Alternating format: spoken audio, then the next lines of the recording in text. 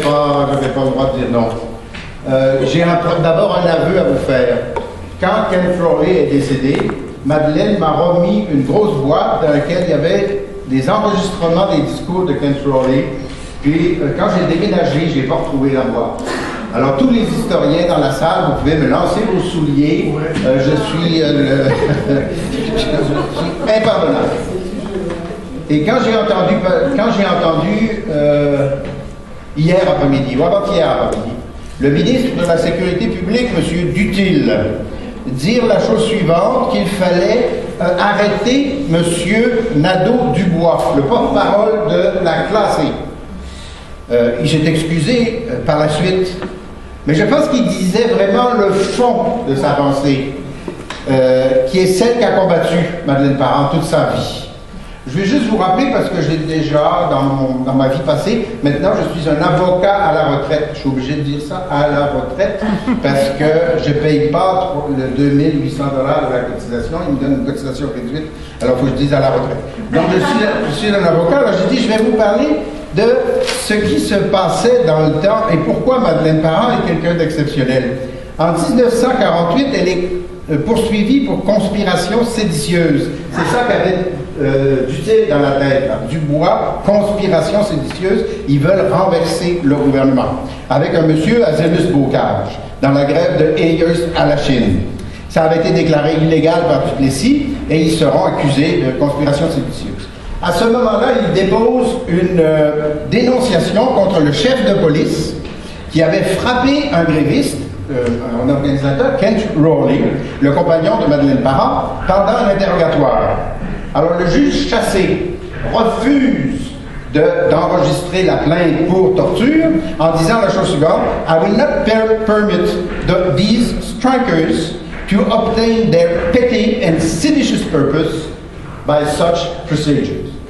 Oui, le juge dit, je ne permettrai jamais que des grévistes utilisent la justice pour faire valoir leurs propos séditieux. Je ne sais pas si vous avez vu qu'est-ce qui se passe actuellement. Tous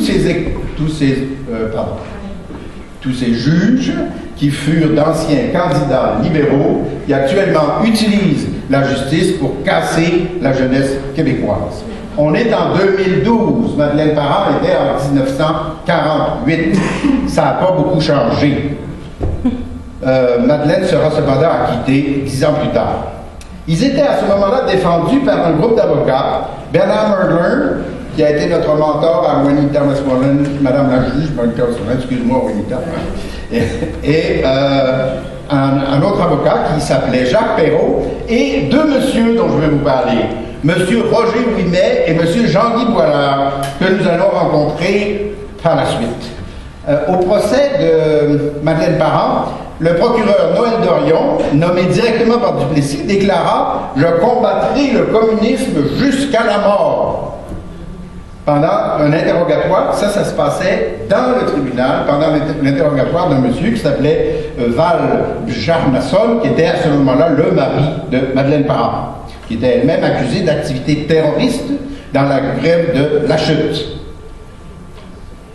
Rowley a été maintenu en détention par le juge Chassé, qui disait qu'il ne permettrait pas que les syndicalistes terrorisent les ouvriers et les travailleurs de la Chute. Je ne sais pas si vous voyez le discours, là, on est en 1948, on est en 2012, c'est les mêmes mots utilisés par les mêmes personnes. Depuis 1950, on retrouve Roger Ouimet comme procureur des unions internationales dans la grève de la Dominion Textile contre Madeleine Parent et Ken Frawley, qui eux autres sont pour un syndicat national.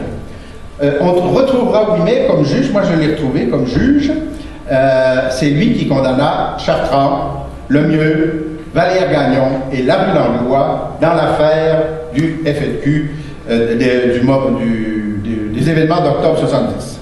Jean-Guy Boilard deviendra juge par la suite.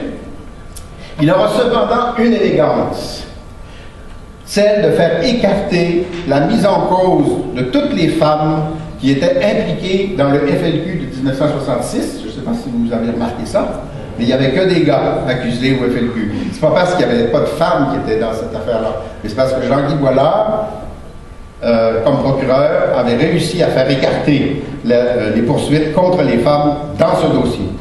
Je me dis que peut-être que Madeleine Parent l'avait un petit peu influencé. Je rappelle ces choses-là juste pour signaler que Madeleine Parent aurait pu, comme ces écœurants-là, changer puis avoir une situation meilleure. Elle n'a jamais lâché dans son combat pour les travailleurs et les travailleuses, dont nous célébrons les luttes aujourd'hui. Pas plus que Murgler, alors que les Ouimet et Boilard, jeunes de gauche, finiront défenseurs de l'ordre et de la répression bourgeoise. C'est pour cette constance-là qu'il faut se souvenir de Madeleine Parent.